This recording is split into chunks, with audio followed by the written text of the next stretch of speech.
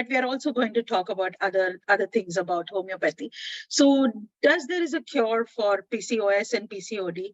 And can you just explain to the audience what is PCOS and PCOD in your own words? Because I am a follower of you, and I've seen your very beautiful Instagram posts where, with a simple language, you seem to be explaining complex things.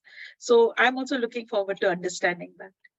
PCOS and PCOD is essentially the same thing. S, wherever there is the word syndrome, the word syndrome means it's a collection of many different signs and symptoms, right? So, for example, AIDS, acquired immunodeficiency syndrome, it is not just one thing. Like when you say hypertension, it means the blood pressure is high, right? The systolic and diastolic both is high. But when you say syndrome, it means it's a cluster of multiple clinical signs. And that becomes a syndrome. When you say a disease, it means there are a few things. So polycystic ovarian disease means, okay, we will talk about what is there in the ovary, which is causing it to have multiple cysts, and that is polycystic ovarian disease. Polycystic ovarian syndrome, which is PCOS, is when there are also higher blood levels of androgens, which is the male hormones. You also see the cysts. And you also see some physical signs like hair growth and obviously period irregularities and all that. So a cluster of multiple things that come under one category becomes a syndrome. And when you're describing only one thing related to that organ, it is polycystic disease. When you see the cysts in the ovary. So essentially, it's the same thing, actually. We don't need to have two separate and get confused. It is talking about the same thing. But when you're saying syndrome, it means you're also... So one woman who's diagnosed with PCOS will have, maybe may not have hair growth. But another woman is likely to have. That does not mean the one who does not have hair growth is not PCOS. Okay. But the other one who has is definitely PCOS. No, it's not like that. There could be one person who could be having absolutely regular periods, but still be classified under PCOS, right? Because she has some other signs. Maybe her blood markers, her androgen levels are slightly higher. Or maybe she has menstrual periods, but it is not ovulatory, which we check through blood tests. Then she could be having weight gain. And I have seen PCOS patients who have no weight issues, who have no hair growth, who have regular periods, but they are diagnosed as PCOS because they have more than 12 cysts in their ovaries. So typically, when you do an ultrasound and you see more than 12 cysts, then you are definitely PCOS. If it is less, I would say, it can be a changeable thing based on your cycle, based on how your lifestyle is. If you have not slept well enough for many months, then that could influence. But essentially, you need to see more than 12 cysts on ultrasound to diagnose it. Nowadays, unfortunately, I don't know for what reason, but in many parts of the world, including India, for example, a lot of girls are diagnosed with PCOS despite them having less than 12 cysts, which is, in my opinion, a little misleading. It's not good for the patient because the patient tends to think, okay, now I have PCOS, now I have to do this.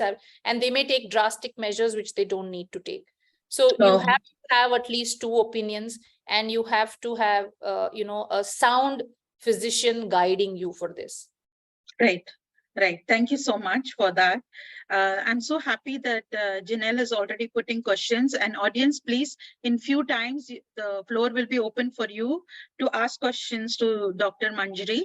So please start writing your questions in the chat so that we can take it up quickly. So my next question is that you said if food is part of treating, right? You said it's not very, if we had not had all these ultrasound and all those things before, we didn't have, so how did they diagnose? And how now it is getting diagnosed as two different things. And yet, is it PCOS and PCOD is something new that is happening to women? Or was it there before and we didn't know that that's the name? PCOS is not very old. It is, I don't think we observed it or made a note of it in more than 100 years ago. So since industrial revolution, maybe since 150 years, since women also started working as breadwinners and earning for the family or going out to work, we started seeing irregularities in menstrual cycles. There was no ultrasound then, so there was no way to track whether they had cysts in their ovaries or not. And there were cases of infertility because women would not conceive, and therefore there is a possibility that there was PCOS. There could have been other hormonal imbalances as well, right? Okay. However, after World War II, World War II was the time when antibiotics became mainstream. Before Yeah. that, allopathy did not have antibiotics. Okay. And with the advent of antibiotics, and with the fact that it started being used freely for every and any infection, the incidence of all of these hormonal imbalances have increased. So it is not a linear correlation. It is not like, okay, you have started taking antibiotics and therefore now you have this problem, but it is one of the causes which leads to the body start in vulnerable people. There could be somebody who has taken antibiotics all their life and never developed PCOS, and there could be someone who has taken it just once for some infection and then they have started to see hormonal changes, right?